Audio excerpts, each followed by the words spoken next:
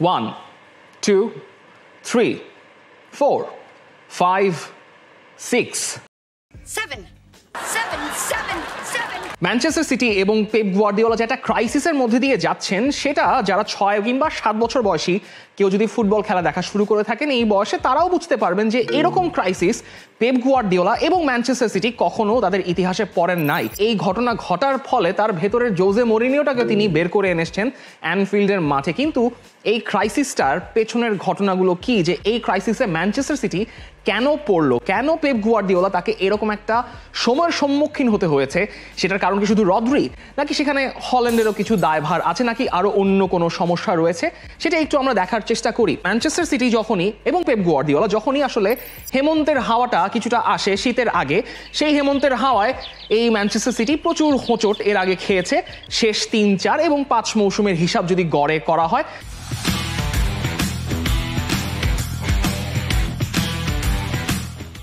তবে দেখা যাবে যে অক্টোবর, নভেম্বর এবং ডিসেম্বর এই সময়গুলোর মধ্যে, স্পেশালি নভেম্বর এবং ডিসেম্বরের মধ্যে ম্যানচেস্টার সিটি এমন কিছু ম্যাচের রেজাল্টে তারা ফল্টার করে, সেখানে যেটা জেতা ম্যাচ সেখানে তারা ড্র করে বসে এবং খুবই আনএক্সপেক্টেডলি তারা ম্যাচ সেখানে হেরেও বসেছে। যদি আপনাদেরকে এই গ্রাফটা একটু বড় করে দেখানো হয়, তবে সেখানে ম্যানচেস্টার সিটির এই লাস্ট 5 বছরের একটা হিসেব পাওয়া যাবে, যেখানে অক্টোবর, নভেম্বর এবং ডিসেম্বর এই টাইমটার মধ্যে ম্যানচেস্টার সিটি সাধারণত 66% ম্যাচ তারা জিতে থাকে, যেখানে তাদের ওভারঅল উইন রেশিও পেপ গুয়ার্দিওলার অধীনে 74%।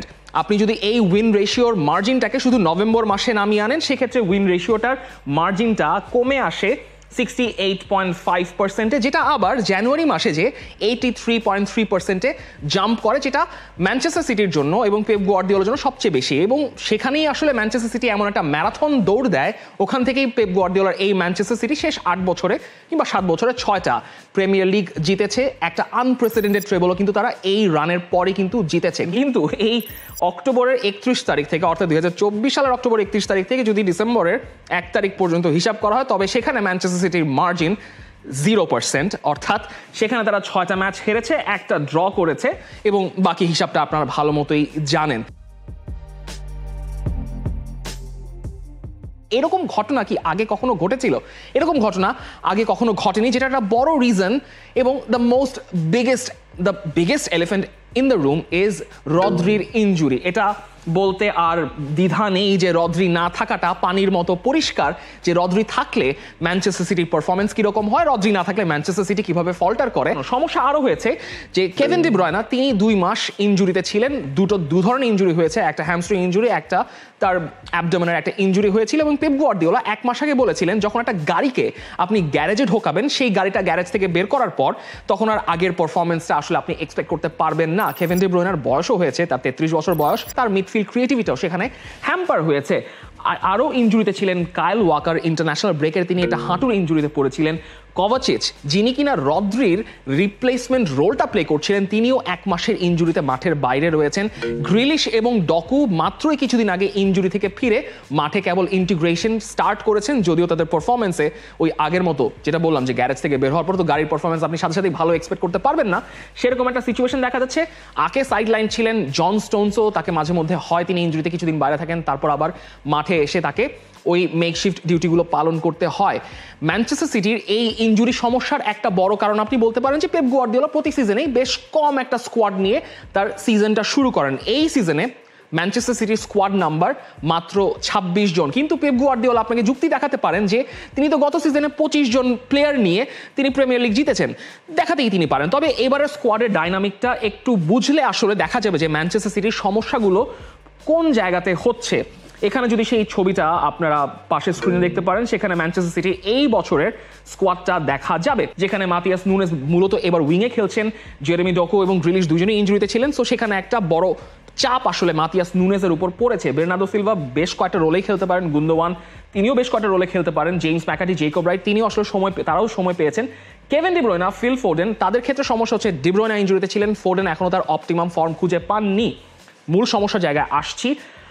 ডিফেন্সেও আসলে প্রত্যেকজনেরই ব্যাকআপ রয়েছে একটা করে, কিন্তু যেখানে 3টা পজিশনে প্রবলেম দেখা যাচ্ছে, পজিশন নাম্বার 1 সেটা হচ্ছে রাইট ওয়াইড মিডফিল্ড কিংবা ওয়াইড ফরওয়ার্ড রোলে। রাইট ওয়াইড ফরওয়ার্ড রোলে একমাত্র সাভিনিও রয়েছেন। সেই রোলটাতে অস্কার বব খেলতেন। অস্কার বব প্রি সিজনে ইনজুরিতে পড়ে গেছেন এবং এই অস্কার বব থাকার কারণে কিন্তু গত সিজনে কোল পালমারকে বিক্রি করে দেওয়া হয়েছিল, যে অস্কার ববের পোটেনশিয়ালটা আরো অনেক বেশি ধরা হয়েছিল। অস্কার ববকে এই সিজনে পাওয়া যায়নি, যে কারণে আলভারেজের রিপ্লেসমেন্টও কিন্তু এই অস্কার ববকে ধরা হয়েছিল, যে অস্কার বব আলভারেজের রেখে যাওয়া শূন্যস্থানটা পূরণ করবেন। তা তো পারেনি, তিনি ইনজুরিতে একটা সিজনের বাইরে বসে আছেন। আরেকটা বড় সমস্যা, এর্লিং হল্যান্ডের জায়গায় আর কোনো রিপ্লেসমেন্ট নেই।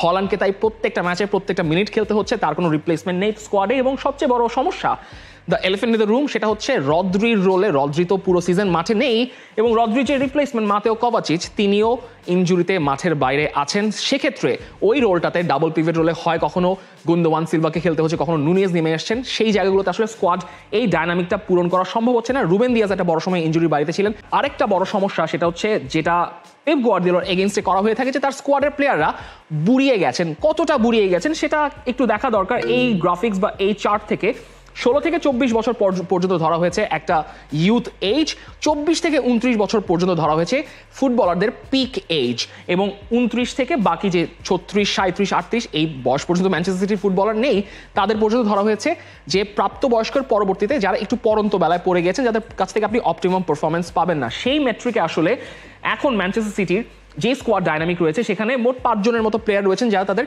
ইউথ এজে রয়েছেন। সেখানে সাভিনিও আছেন, রিকো লুইস আছেন, ভার্দিওল যিনি পুরোটা সময় খেলছেন, ইয়স্কো ভার্দিওল, ডকু আছেন, ম্যাকাটি আছেন, এবং পিক এজের দিকে আছেন Erling Haaland, Foden, Matias Nunes, Ruben Dias এবং গ্রিলিশ আকানজি। তারা কিছুটা পিক এজের একদম শেষ দিকে অবস্থান করছেন। আপনাকে যেটা দেখতে হবে যে পিক এজের পর পরন্ত বয়সের মধ্যে যারা ফুটবলার রয়েছেন তাদের এই গ্রাফটা, এখানে এডারসন রয়েছেন, সিলভা রয়েছেন, সিলভা একদম শেষ দিকে রয়েছেন, কোভাচিচ রয়েছেন, আকে রদ্রিরা একটু পিছনে রয়েছেন, স্টোনস, গুন্দোয়ান, ওয়াকার এবং ডি ব্রুইনা। সিলভা, কোভাচিচ তারা পিক এজ থেকে কিছুটা বাইরে আসা শুরু করেছেন। অর্থাৎ ম্যানচেস্টার সিটির এই স্কোয়াডটাকে যদি বয়স্ক বলা হয়, তবে সেই অভিযোগটা আসলে উড়িয়ে দেওয়া যাচ্ছে না। স্কোয়াড ডাইনামিকের বাইরে ম্যানচেস্টার সিটির আরেকটা যেটা বড় সমস্যা, সেটা হচ্ছে ম্যানচেস্টার সিটির ডিফেন্সটা এবার পেপ গার্দিওলার সুলভ টিমের মতো মোটেই না। ম্যানচেস্টার সিটি ডিফেন্সে অনেক বেশি এরর প্রোন হয়ে গেছে। তারা ভুল তো করছে এবং ভুল থেকে তারা শাস্তিটা খুব বেশি বাজেভাবে পাচ্ছে। এই 7টা ম্যাচে ম্যানচেস্টার সিটি তারা 19টা গোল কনসিড করেছে, গোল করতে পেরেছে মাত্র 7টা। কিন্তু যেই স্ট্যাটিস্টিক্সটা আরও বেশি অ্যালার্মিং, সেটা হচ্ছে ম্যানচেস্টার সিটি সব যেই ম্যাচগুলো খেলেছে সবগুলো কম্পিটিশনে, সেখানে ডিফেন্সিভ লাইন থেকে তারা ভুল করেছে 7টা, অর্থাৎ যেটাকে বিগ ডিফেন্সিভ এরর বলা হয়। সেই 7টা এররের কম্প্যারিজনটা আপনাকে বুঝতে হবে। সেটা গত সিজনে কম্প্যারিজন যদি করা হয়, সেখানে ম্যানচেস্টার সিটি গত সিজনে ম্যাচ খেলেছিল 55টা। সেই 55টা ম্যাচের মধ্যে ম্যানচেস্টার সিটির ডিফেন্সিভ লাইন ভুল করেছিল, অর্থাৎ বিগ এরর করেছিল মাত্র 5টা।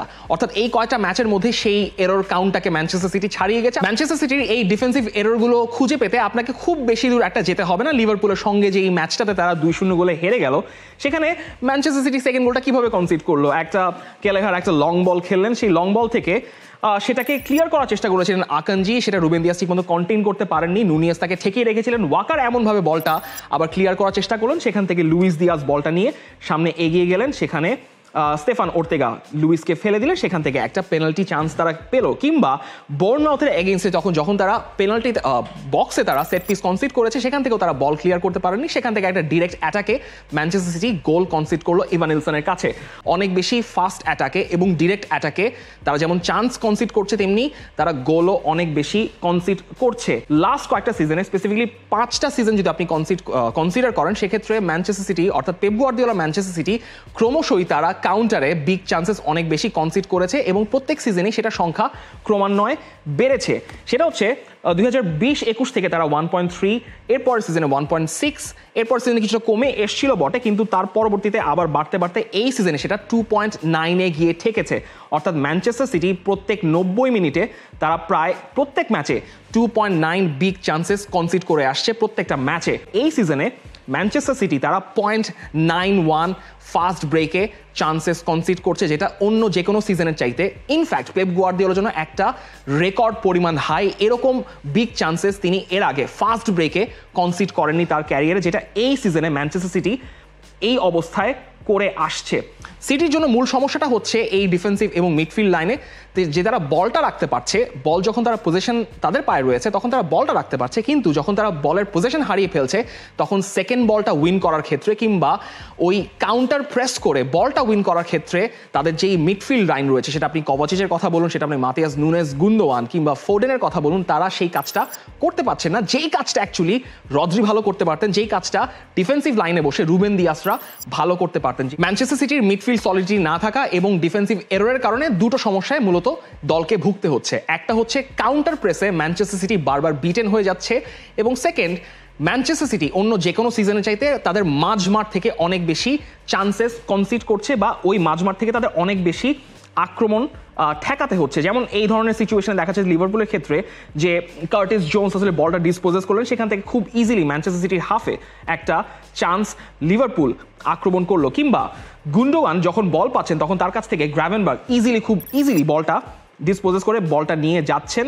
লিভারপুলের প্রথম গোলটা দেখলেই আরও পরিষ্কার হয়ে যাবে। একটা খুবই নর্মাল বিল্ড আপ প্লে থেকে একদম মিডফিল্ডকে বাইপাস করে একটা বল খেলা হলো মোহাম্মদ সালার দিকে, যেই বল থেকে আসলে মোহাম্মদ সালাহ ক্রস করে কোডি গ্যাকপো একটা চমৎকার ফিনিশ করলেন সেই মিডফিল্ডটা বাইপাস করে। কিংবা ব্রাইটনের ম্যাচে চলে যান, সেখানে যখন ব্রাইটনের 5 জন ফরওয়ার্ড ম্যানচেস্টার সিটির 4 জনকে কনসিড করে রেখেছেন, তখন ম্যানচেস্টার সিটির মিডফিল্ডটা মূলত ফাঁকা হয়ে গিয়েছে। সেখান থেকে ভ্যান হ্যাকা একটা বল তিনি সামনে খেললেন, সেখান থেকে ম্যানচেস্টার সিটি প্রথমে ব্রাইটনের সঙ্গে একটা গোল খেলো, বা ওখানে ব্রাইটন তারা ইকুয়ালাইজ করলো। এই চান্স ক্রিয়েশনের যেই মেট্রিকটা এই সিজনে ম্যানচেস্টার সিটি ফেস করছে, সেটা হচ্ছে তাদের লেফট সাইড থেকে ম্যানচেস্টার সিটি এই মৌসুমে 26.6% আক্রমণ তারা ফেস করছে, রাইট সাইড থেকে তারা ফেস করছে 34.3% আক্রমণ। কিন্তু ওই মাঝখান থেকে তাদের যেহেতু মিডফিল্ডটা ঠিক নেই, সেই মাঝখান থেকে তারা 39.1% চান্সেস তারা কনসিড করছে। অর্থাৎ ম্যানচেস্টার সিটির মিডফিল্ড বাইপাস করা কোনো দলের জন্য কোনো বিষয়ই আসলে না, সেখান থেকেই অনেক বেশি অ্যাটাক ম্যানচেস্টার সিটিকে কনসিড করতে হচ্ছে। আমরা যদি একটু অপটার একটা স্ট্যাটে চলে যাই, সেক্ষেত্রে ম্যানচেস্টার সিটির এগেইনস্টে যখনই কোনো শট কোনো দল নিয়েছে পুরো সিজনে, সেক্ষেত্রে শট কনভার্সনের রেটটা 17.8%, যেটা প্রিমিয়ার লিগে অন্য যে কোনো দলের চাইতে সবচেয়ে বেশি হাই।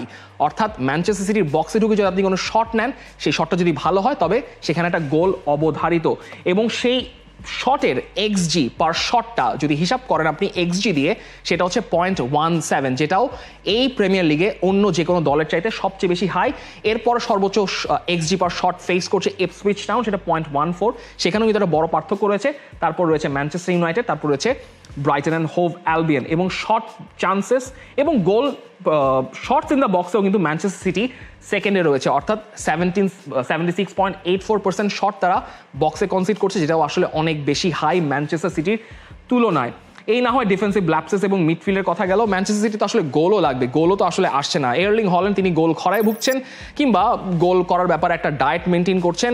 প্রিমিয়ার লিগের শেষ 8 ম্যাচে তিনি 2টা গোল করেছেন, কিন্তু ম্যানচেস্টার সিটির এখনও মেইন আউটলেট কিন্তু এই এয়ারলিং হল্যান্ডই। এখন পর্যন্ত যে কটা ম্যাচ খেলেছে ম্যানচেস্টার সিটি, তার গোল সংখ্যা হাইয়েস্ট 12টা।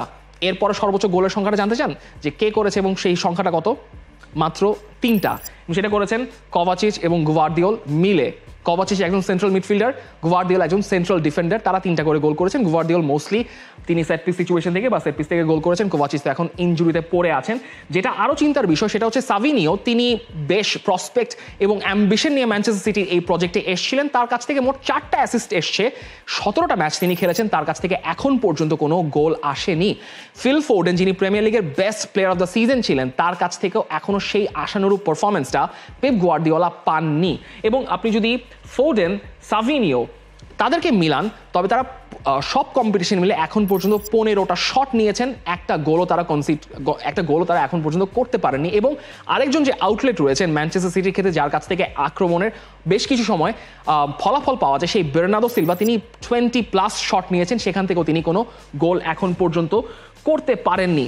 ডিফেন্সিভ ল্যাপসেস বলুন, মিডফিল্ড বলুন, অ্যাটাক বলুন, ম্যানচেস্টার সিটি যেই ধরনের সিচুয়েশনের মধ্যে দিয়ে যাচ্ছে, এই ধরনের সিচুয়েশনে পেপ গুয়ার্দিওলা কখনোই যাননি, যে কারণেই আসলে তার ইনার জোজে মরিনিওটা বের হয়ে আসছে। তিনি সবাইকে 6 দেখিয়ে বেড়াচ্ছেন যে তিনি 6টা প্রিমিয়ার লিগ জিতেছেন। মানে পেপ গুয়ার্দিওলা ফাইনালি তার ডার্থ ভেইডার রূপটা কিংবা ডার্ক সাইডে তিনি রূপান্তরিত হতে যাচ্ছেন। তবে তিনি তার হিউম্যান সাইডটা দেখাচ্ছেন যখন তিনি স্কাই স্পোর্টসকে একটা ইন্টারভিউ দিচ্ছেন, তখন তাকে জিজ্ঞেস করা হচ্ছে যে আসলে মূল সমস্যাটা কোথায় হচ্ছে। পেপ গার্দিওলা অ্যান্সার দিচ্ছেন মূল সমস্যাটা স্টেবিলিটিতে। তিনি এই কথাটা প্রায় প্রত্যেক সিজনে বলেন ইন্টারভিউর ক্ষেত্রে যে তাদেরকে অনেক বেশি বিপদে পড়তে হবে, দে আর ইন বিগ ট্রাবল। কিন্তু যতই সিজন আগায় তখনই তারা আসলে বিগ ট্রাবল থেকে বেরিয়ে আসতে পারে, সেই টোটকাটা তারা বের করে ফেলতে পারেন। তবে এতগুলো ম্যাচের মধ্যে যেহেতু টোটকাটা বের হচ্ছে না, এবার আপনার সন্দেহটা অনেক বেশি ঘনীভূত হতেই পারে। যেটা পেপ গার্দিওলা বলছেন যে এত কিছু আশা না করতে, সেই স্কাই স্পোর্টসের ইন্টারভিউতে তিনি বলছেন তারা সব কিছুই করেছেন, তারা 6টা প্রিমিয়ার লিগ জিতেছেন, তারা একটা চ্যাম্পিয়ন্স লিগ জিতেছেন, তারা অসংখ্য FA কাপ, কারাবাও কাপ জিতেছেন, একটা আনপ্রেসিডেন্টেড ট্রেবলও জিতে ফেলেছেন। কিন্তু যেটা তারা করেননি সেটাই তাদেরকে এবার করতে হবে, সেটা হচ্ছে একসঙ্গে ঐক্যবদ্ধভাবে হারতে হবে বা হারের স্বাদটা নিতে হবে। সেই হারের স্বাদটা নিয়ে তখনই তারা বুঝতে পারবেন যে এই কতগুলো বছরে তারা যেটা অ্যাচিভ করেছেন সেই ব্যাপারটা এত সহজ ছিল না।